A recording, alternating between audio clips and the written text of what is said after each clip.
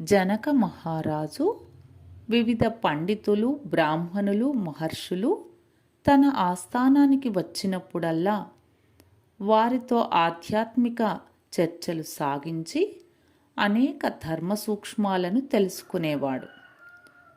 ఒకసారి జనకుడి వద్దకు వశిష్ఠ మహర్షి వచ్చారు. వశిష్ఠుడికి జనకుడు తగిన విధంగా సత్కారాలు చేసి, మహర్షి, కార్తీక వ్రత మహత్యం గురించి పెద్దలు చెప్పగా విన్నాను. ఆ వ్రతం అంతటి మహిమాన్వితమైనదా? దాని మహత్యాన్ని మీ ద్వారా తెలుసుకోవాలని ఉంది అని అంటాడు.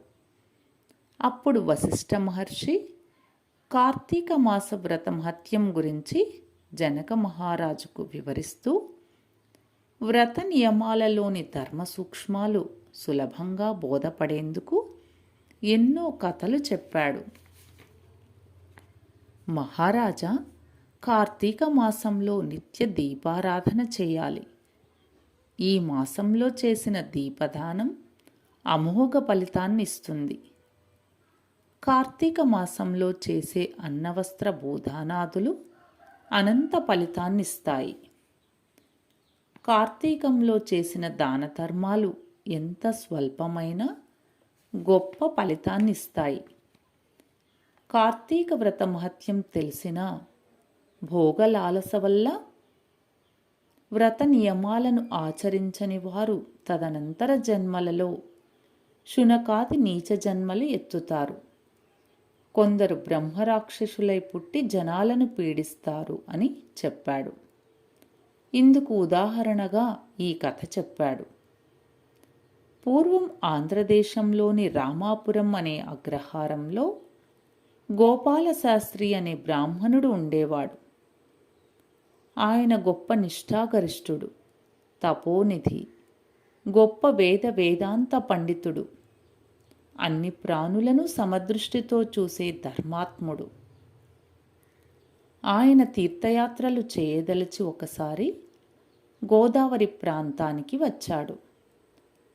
కోటిపల్లి సమీపంలో ఒక పెద్ద మర్రి చెట్టు ఉండేది. మర్రి చెట్టును ఆశ్రయించుకుని ఒక బ్రహ్మరాక్షసుడు ఉండేవాడు. వాడు జనాలను అడ్డగించి చిత్ర విచిత్రమైన ప్రశ్నలు అడిగేవాడు. వాటికి బదులు చెప్పలేక భయపడి పరుగు తీసేవారిని వెంటాడి పట్టుకుని భక్షించేవాడు. బ్రహ్మరాక్షసుడి భయంతో జనాలు కోటిపల్లి తీర్థానికి వెళ్ళడమే మానుకున్నారు. బ్రహ్మరాక్షసుడి సంగతి తెలియని గోపాలశాస్త్రి కోటిపల్లి తీర్థానికి వచ్చాడు.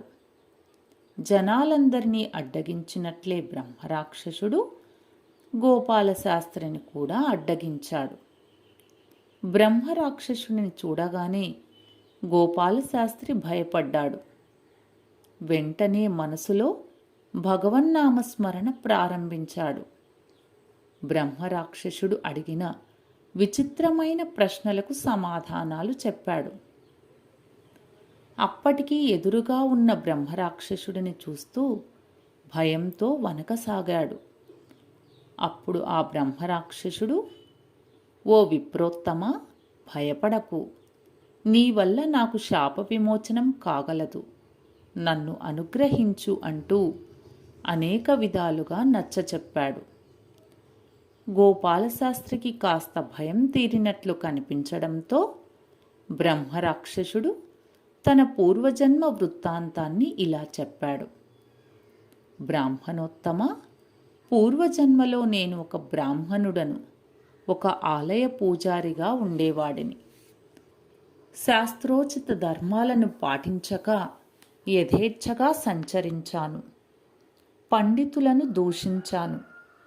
వారు వీరు అనే తేడా లేకుండా అందరి వద్ద లంచాలు తీసుకుని వారిని పీడించేవాడిని. అతిథులను అవమానించేవాడిని. తల్లిదండ్రులకు అన్నం పెట్టకుండా వారిని తిట్టికొట్టి నానా హింసలు పెట్టాను. ఆలయ పూజారిగా ఉన్నా ఏనాడు నియమబద్ధంగా దైవ పూజ చెయ్యలేదు. దైవ సంపదను సొంత భోగాల కోసం ఇష్టానుసారంగా ఖర్చు చేశాను. దైవదూషణ చేశాను. అదే అహంకారంతో ఆలయానికి వచ్చిన ఒక బ్రాహ్మణ పండితుణ్ణి దుర్భాషలాడి కించపరచాను. అతడు క్రోధావేశానికి లోనై, పూజారిగా ఉంటూ భ్రష్టుడవైన నువ్వు బ్రహ్మరాక్షసుడిగా పుడతావు అని శపించాడు. బ్రాహ్మణుడి శాపానికి నేను బాధపడి పశ్చాత్తాపంతో శాప విమోచన మార్గాన్ని చెప్పమని ఆయనను ప్రార్థించాను. దయాశీలి అయిన ఆ బ్రాహ్మణుడు నన్ను కనుకరించాడు. నీవడిగినంత వింత ప్రశ్నలకు బదులివ్వగల బ్రాహ్మణుడి చేతిలో నీకు శాప విమోచనం కాగలదు. అయితే అతడు తన కార్తీక వ్రతఫలాన్ని నీకు దారపోయవలసి ఉంటుంది అని శాప విమోచనం చెప్తాడు. ఇది నా వృత్తాంతం. నువ్వు నన్ను చూసి భయపడినా నా వింత ప్రశ్నలన్నింటికీ తగిన సమాధానాలు చెప్పావు. నీ కార్తీక వ్రతఫలాన్ని దయతో నాకు దారపోస్తే నేను శాప విముక్తుణ్ణి కాగలను అన్నాడు ఆ బ్రహ్మరాక్షసుడు. బ్రహ్మరాక్షసుడి పూర్వజన్మగాథ తెలుసుకున్న గోపాలశాస్త్రి అతనిపై జాలిపడ్డాడు. అతడికి తన కార్తీక వ్రతఫలాన్ని దారపోసేందుకు ఒప్పుకున్నాడు. బ్రహ్మరాక్షసుడిని తనతో పాటే కోటిపల్లి తీర్థానికి తీసుకువెళ్ళాడు. గోదావరిలో స్నానం చేశాడు. ఒడ్డున కూర్చొని సంధ్యావందనం పూర్తి చేశాడు. తన కార్తీక వ్రతఫలాన్ని సశాస్త్రీయంగా మంత్రోక్తంగా బ్రహ్మరాక్షసుడికి దారపోశాడు. వ్రతఫలాన్ని దారపోసిన వెంటనే బ్రహ్మరాక్షసుడు అతన్ని విడిచి వెళ్ళిపోయాడు. అదే సమయంలో కోటిపల్లిలో గోదావరి స్నానాలు చేస్తున్నవారు ఈ దృశ్యాన్ని చూశారు. బ్రాహ్మణుడు వ్రతఫలాన్ని దారపోసిన వెంటనే బ్రహ్మరాక్షసుడు అదృశ్యం కావడంతో ఆశ్చర్యభరితులయ్యారు. ఈ సంఘటన ఆ నోట ఈ నోట పడి కార్తీక వ్రత మహత్యం దేశదేశాలను దాటింది. అందువల్ల శరీరంలో శక్తి ఉన్నప్పుడే కార్తీక వ్రతాన్ని ఆచరించాలి. కార్తీక మాసంలో జీవనదులలో పుణ్యస్నానాలు చేసి నిత్య దీపారాధన చేయాలి. యథాశక్తి దాన ధర్మాలు చేయాలి. నియమనిష్టలతో కార్తీక వ్రతం ఆచరించినట్లయితే జన్మ చరితార్థమవుతుంది అని జనకుడికి వశిష్ఠుడు చెప్పాడు. ఈ కథ నచ్చినట్లయితే లైక్ చేయండి, మన ఛానల్ని సబ్స్క్రైబ్ చేయండి. Thank you for watching.